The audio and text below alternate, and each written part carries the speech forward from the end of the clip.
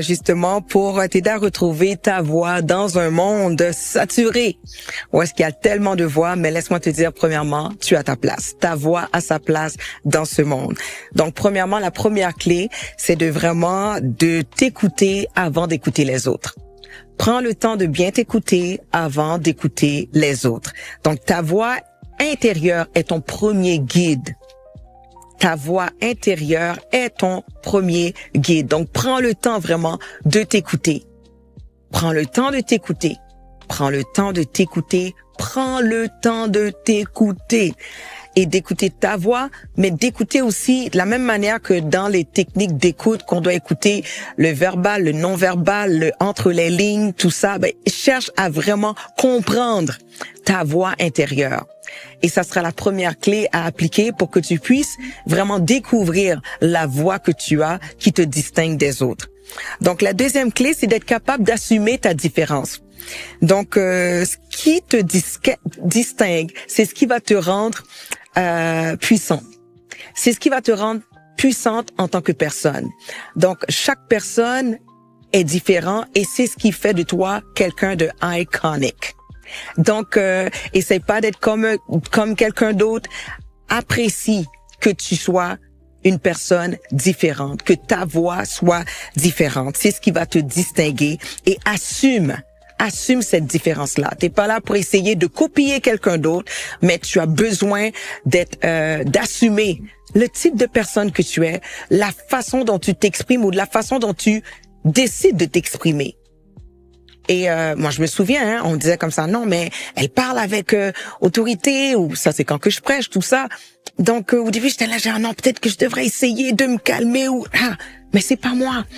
Ça va avec le mandat et l'appel que j'ai. Donc, j'ai appris à aimer ma voix. Quand que je parle avec autorité, c'est pour une raison. Et lorsque je parle d'une autre manière, c'est pour une raison également. Donc, j'ai appris à assumer mon type de voix et le pourquoi que ma voix est comme ça. Donc, ça, c'est une clé qui est très importante. Donc, troisième clé, ose t'exprimer même lorsque c'est pas parfait. Donc, au fur et à mesure que tu t'exprimes, tu vas te perfectionner. Donc, au fur et à mesure que tu parles, tu vas perfectionner ton langage, tu vas perfectionner ta voix. Donc, la puissance n'est pas dans la perfection, elle est dans l'authenticité. Donc, on recherche des voix dans le monde qui sont authentiques. Des voix, non pas qui résonnent comme une cymbale qui retentit, mais des voix qui sont vraiment, qui ont leur mission, qui ont leur raison. Donc, quatrième clé, c'est entoure-toi de personnes qui célèbrent ta vraie voix. En même temps qu'il y a des gens qui disent « Oh non, j'aime pas comment que elle sonne » ou « Hey, il y en a qui t'aiment ». Concentre-toi sur les personnes qui apprécient ta voix et non pas sur les personnes qui n'aiment pas ta voix. Il y a plus de gens qui sont avec toi que contre toi. Il y a plus de personnes.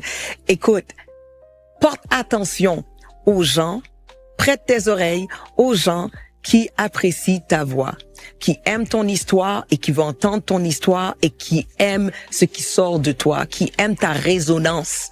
Il y a une résonance qui est à l'intérieur de toi. Et il y a des gens qui vont aimer. Donc, prête ton oreille à ces gens-là qui disent que ta voix, elle est importante.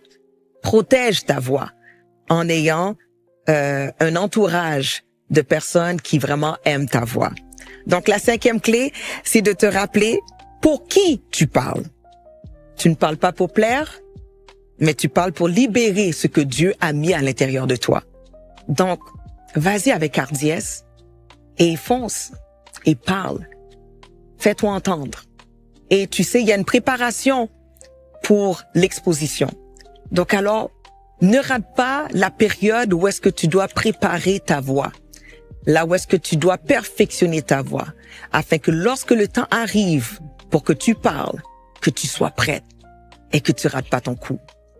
Et je pense comme ça, tu vas voir après qu'il y avait plusieurs personnes qui attendaient que tu puisses élever ta voix.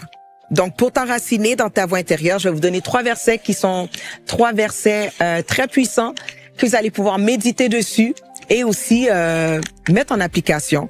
Donc, le premier verset, c'est Psaume 19, verset 15. Il dit « Que les paroles de ma bouche et la méditation de mon cœur soient agréables devant toi, Éternel, mon rocher et mon rédempteur. » Donc, qu'est-ce qui est important en premier, c'est que ta voix puisse bien résonner aux oreilles de Dieu, que ta voix puisse faire du bien aux oreilles de Dieu premièrement, et dès que Dieu lorsque Dieu approuve ta voix, automatiquement, tu vas voir, le chemin va être tracé pour toi pour que tu puisses te faire entendre.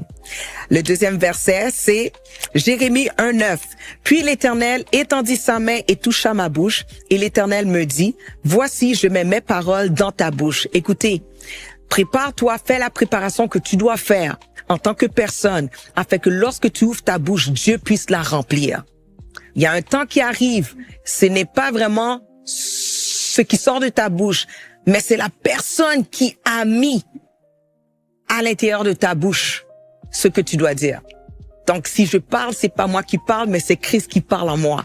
Donc, le temps va arriver où est-ce que Dieu va te dire clairement, il va te dicter quoi dire. Et c'est là que tu seras une voix pour cette nation, une voix pour cette génération, que tu puisses vraiment être la voix autorisée par Dieu pour parler, pour décréter et pour faire entendre la volonté de Dieu sur cette terre au travers de ta vie. Et pour terminer, 2 Timothée 1:7, car Dieu ne nous a pas donné un esprit de timidité, mais de puissance, d'amour et de sagesse. Alors Dieu t'a donné la puissance, la sagesse pour que tu puisses parler. Donc, ne laisse pas les chaînes d'intimidation te paralyser, mais que ça soit brisé au nom de Jésus et que tu sois relâché dans ta destinée et que ta voix se fasse entendre. Donc, ta voix, c'est un cadeau. Elle a été créée pour libérer la vie. Ne la garde pas enfermée.